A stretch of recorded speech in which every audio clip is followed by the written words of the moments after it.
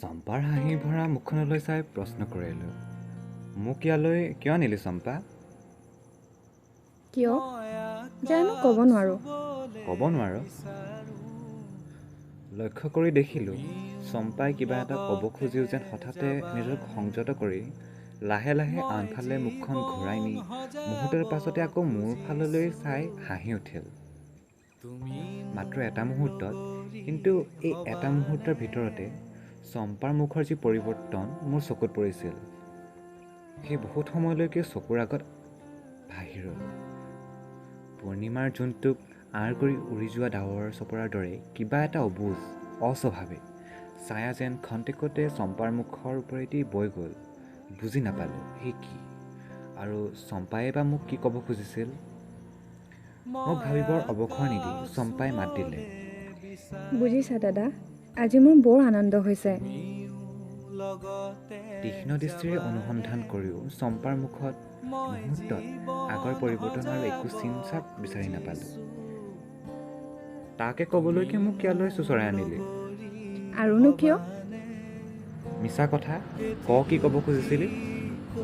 বাউসীত ধৰি দুটা জোকাৰ দিয়া নিৰুপায়ত পৰি চম্পাই ক'লে, সঁচাই দাদা, ইয়াকে উমা বাইদেউহঁতৰ আগত মুখ ফুটাই ক'ব নোৱাৰি।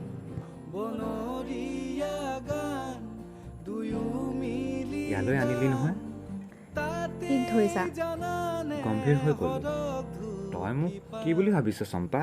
গৰু? কেলৈ গৰু হ'বা? তুমি মহাপণ্ডিত। মই জানো, যি কথাটো তাত ক'ব নোৱাৰিলি তাকে ক'বলৈ তই মোক ইয়ালৈ আনিছ। ক চম্পা। তাইক অনুৰোধ কৰাত তাই হাঁহি ক'লে, কিন্তু দাদা, পণ্ডিতৰ দৰেতো কথা নহ'ল। যিটো উমাহঁতৰ আগত ক'ব নোৱাৰিলোঁ, তাক তোমাৰ আগতে বা মুখ ফুটাই ক'ব পাৰিম, তাকেনো তুমি কেনেকৈ জানিলা? তেন্তে আনিলি কিয়?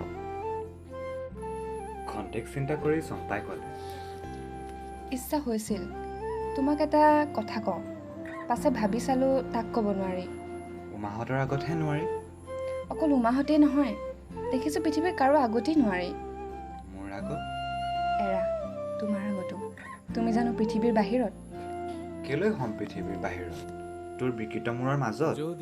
বিৰক্তিৰে চম্পাক দূৰলৈ ঠেলা মাৰি পঠিয়াই ওলাই আহিব খোজাত চম্পাই ব্যস্ত হৈ ক'লে, মূৰৰ মাজত নহয় দাদা, বুকুৰ। শুনা শুনা। নুশুনো। কিয় যে তোক মই কথা সুধো। খং কৰি দুৱাৰৰ ওচৰ পাইছিলোহি, কিন্তু চম্পাৰ মুখত এজনৰ নামটোৰ উচ্চাৰণ শুনি থমকি ৰৈ পৰিলে। লাহে লাহে চম্পাই মোৰ ওচৰলৈ চাপি আহি হাতত ধৰিলেহি। মোৰ আৰু এটা ভুল আজি তুমি ভাঙি দিলা। কি?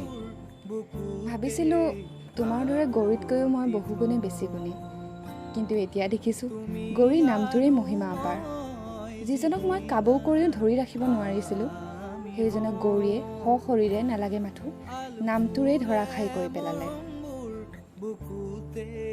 চম্পাৰ কথাত বৰ অপ্ৰস্তুত হৈ গ'লোঁ। গৌৰীৰ নাম উচ্চাৰণ হোৱা শুনি ধৰাশায়ী হোৱা নাছিলোঁ, যদি উৎকীৰ্ণ হৈ যে ৰৈ পৰিছিলোঁ, তাক অস্বীকাৰ কৰাৰ উপায় নাই। চম্পাই হয়তো ভাবিলে সি মোৰ দুৰ্বলতা, কিন্তু চম্পাই নাজানে যে প্ৰতিদিনৰ দৰে গৌৰী আজিও মোৰ শত্ৰু। ইয়াৰ ভিতৰত বহুদিনেই উমাহঁতৰ ঘৰত গৌৰীৰ লগত দেখা সাক্ষাৎ হৈছে, আৰু প্ৰতিবাৰেই যে এখন এখন খণ্ডযুদ্ধৰ পাছত দুয়ো দুফালে আঁতৰি আহিছোঁ, তাক আনে নহ'লেও অন্ততঃ উমাই ভালদৰে জানে। গৌৰী প্ৰকৃততে অহংকাৰী নহয়, কিন্তু মোক দেখিলেই গৌৰী হৈ উঠে দুৰ্ঘোৰ, অহংকাৰী আৰু দাম্ভিক। তীব্ৰ বিদ্যুৎ বাণেৰে মোক আঘাত কৰি গৌৰীয়ে ভাল পায়। মোৰো ভাল লাগে গৌৰীক নিষ্ঠুৰভাৱে আঘাত কৰিবলৈ। যদুঘূৰাৰ পাখাৰ নিচিনা এই কৃত্ৰিম শত্ৰুতাৰ মাজত পৰি সময়ে সময়ে উমাৰ অৱস্থা শোচনীয় হৈ উঠে। যদিও উমাই বুজে এই তীব্ৰ নিষ্ঠুৰতাৰ মাজতো যে এটা সৌন্দৰ্য আছে।